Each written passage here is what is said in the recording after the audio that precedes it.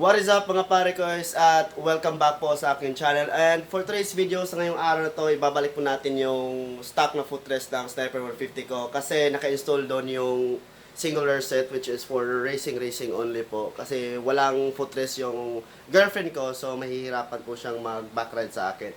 But anyway, for today's video, ipapakita ko po sa inyo kung paano ibabalik yung stock na footrest. So ang kailangan lang natin is yung stock na yung driver's foot peg, yung brake pedal, yung lahat-lahat yung binaklas natin na kung nakikita niyo sa video ko, nag-upload ako ng video kung paano mag-install ng single rearset. So ipapakita ko sa inyo ngayon kung paano ibalik yung mga tinanggal natin ng mga parts. So samahan niyo ako at papakita ko po sa inyo kung paano magbalik ng stock na footrest.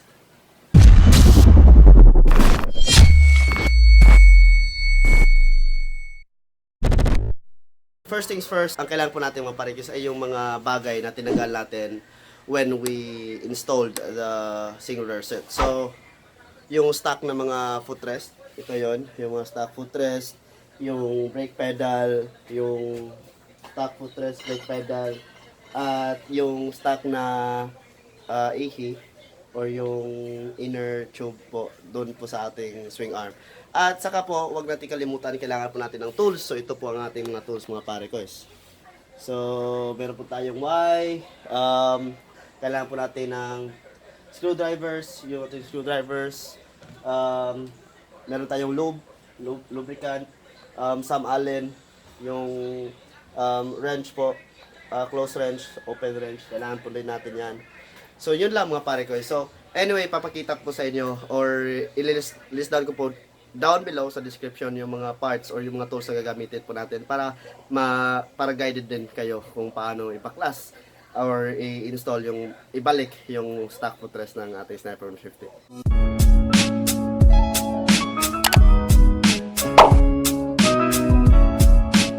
So basically mga pare, ito po yung position or situation ng ating Sniper 150 ngayon. So meron po tayong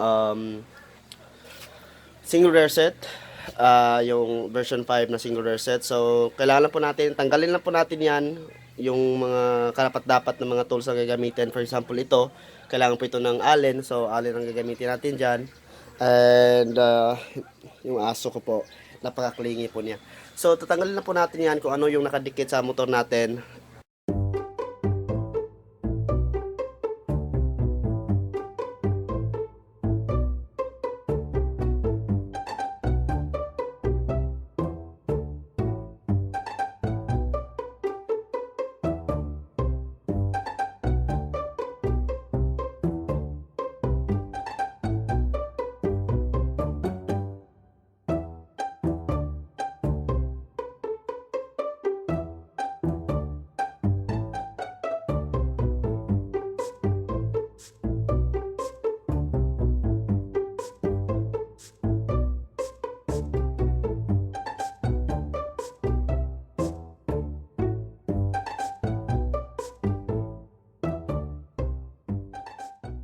Alright, so malapit na pong matapos yung pagtanggal natin sa kabilang single rearset. So, ang gagawin po natin first po ay ibalik po natin yung stock na ihi doon sa swing arm. Ang gamit po ay yung stock swing arm. Ipupukin po natin yung ihi ng Racing Boy na single rearset ng ating stock footrest or stock ihi po sa ating swing arm. So, pakikita ko po sa inyo kung paano.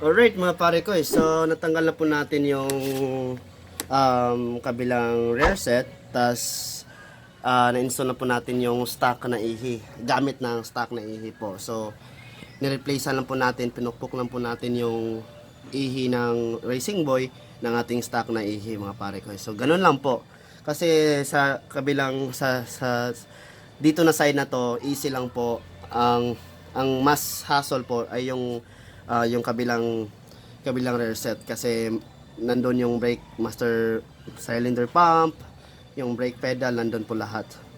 So sa side na ito, kailangan lang po natin yung tanggalin yung stock na ay yung rearset na po, yung rearset lang, at tas yung itong gear niya po. Right, so since natanggal na po natin, continue lang po natin sa pagbaklas ng lahat. Okay, since complete na po dito, wala na pong single reset dito. So ang kailangan na po natin ibalik is ito yung ating taillight na switch. Ilagay lang po natin ito dito po sa kanyang bracket. At yung ating cylinder pump, yung ating master cylinder pump sa likod, kailangan ilagay po natin ito sa kanyang bracket, which is ito. So kailangan ilagay po natin ito sa bracket niya para yung bracket na ito ay magsisilbing bracket, magsisilbing guide niya po dito sa chassis po, mga parekuys.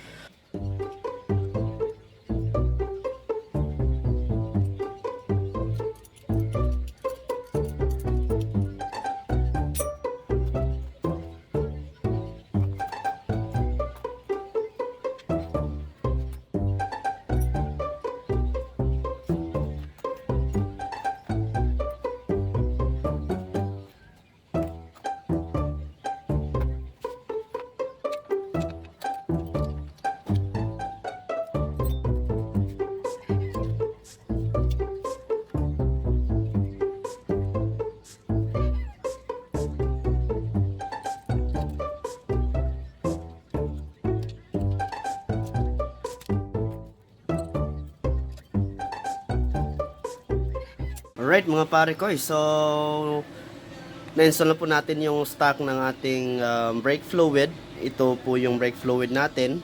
Sa stock na position, ito po yung dapat. Tas yung ating brake switch, itong taillight switch natin, naka-install na din po. At yung ating napaka-importanting master cylinder pump. So tapos na din po. Make sure lang po na may screw dyan, na may bolted po yan. Dalawa po yan dapat. Sa ilalim, meron po yan sa ilalim. Dito, isa. Yung isa po dyan. So, since na install na po natin yung pinaka-critical na part ng rearset at yung pinaka-hassle, so, kabit na natin lahat ng yung ating mga stock pedals, stock footrest, yung brake pedal, yung gear bracket, or anong tawag nyo doon, gear pedal, tas yung driver's foot peg, mga parekuys. At tapos na po tayo.